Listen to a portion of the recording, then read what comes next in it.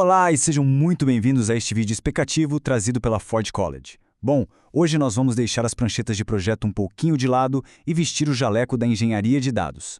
Nosso objetivo aqui é construir uma verdadeira linha de montagem técnica. A gente vai mudar o nosso foco, sair daquele desenho teórico de benchmarks e partir para a captura contínua de dados ao vivo, direto da rede. O nosso laboratório? O ecossistema da Solana, e a missão de hoje é entender exatamente como capturar o pulso do Gulfstream na prática. A grande pergunta que sempre acaba surgindo é a seguinte: como a gente faz para construir o pipeline de dados real que é necessário para avaliar a eficiência do Gulfstream? Olha, modelos teóricos são fundamentais, claro, mas uma medição só ganha vida quando entra em execução de verdade. Nós precisamos validar as suposições práticas, encarar de frente os limites de taxa reais da rede e descobrir o que está literalmente acontecendo nos bastidores. Dando uma olhadinha rápida no nosso esquema mestre para hoje, nós vamos passar pelos seguintes pontos: da teoria à prática, a preparação do ambiente, o esquema perfeito, a execução da captura, a agregação de resultados e, por fim, a caça por anomalias. Então, começando direto pela nossa seção número 1, da teoria à prática, onde nós vamos construir a nossa fundação. A coleta de dados é o passo que vem logo em seguida ao design do benchmark. E por que isso é tão crucial? Porque cá entre nós, qualquer estratégia de amostragem parece absolutamente perfeita no papel, mas é só na hora de rodar os scripts contra os endpoints que as lacunas práticas começam a aparecer. O conceito central aqui é o fluxo de transações, que é basicamente um rio contínuo de dados observados, todos com seus carimbos de tempo direitinhos. E detalhe, a estratégia de amostragem que a gente escolhe muda tudo. Janelas mais amplas reduzem a variância matemática, mas aumentam muito o custo da coleta. Já uma amostragem direcionada foca exatamente no comportamento do Gulfstream durante os picos, o que otimiza bastante os recursos.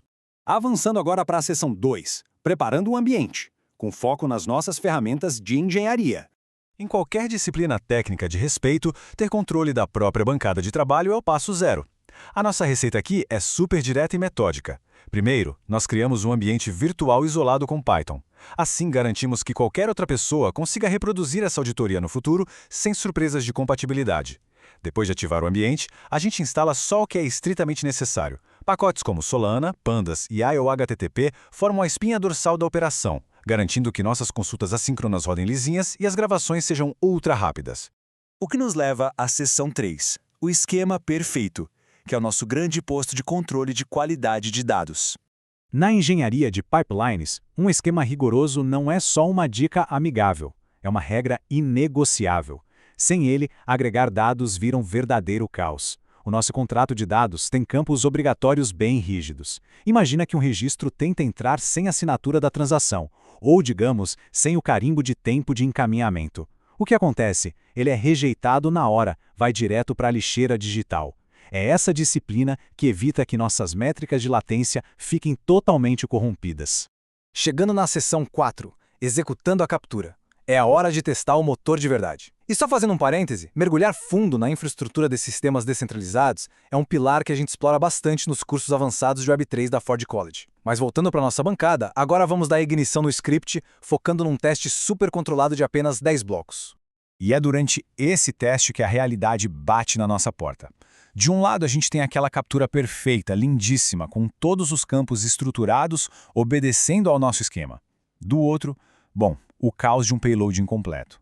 A gente costuma brincar que, se fizermos muitas requisições rápidas demais, o abismo do RPC olha de volta para nós e entrega um monte de campo vazio.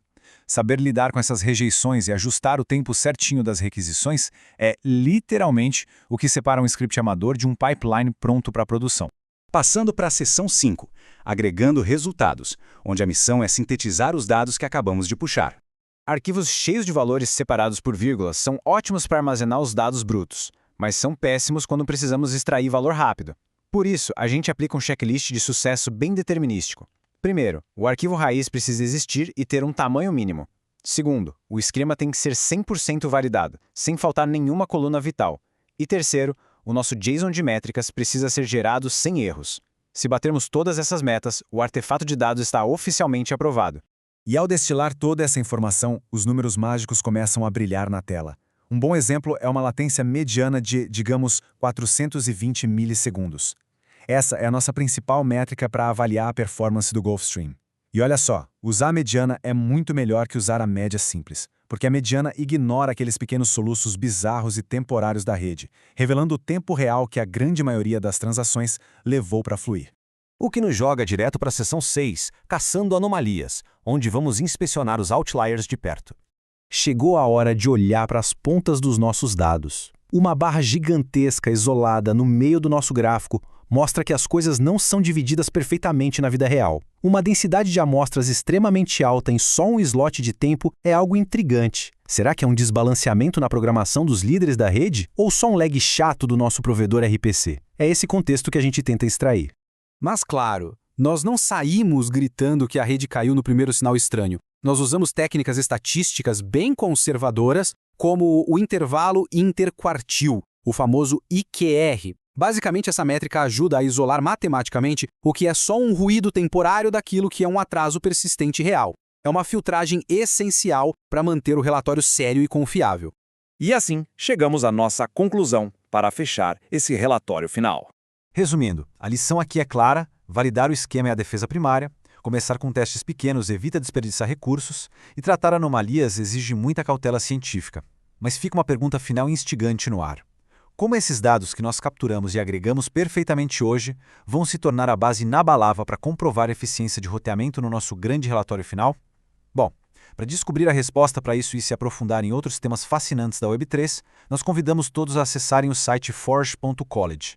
A engenharia nunca para e a gente se vê na próxima.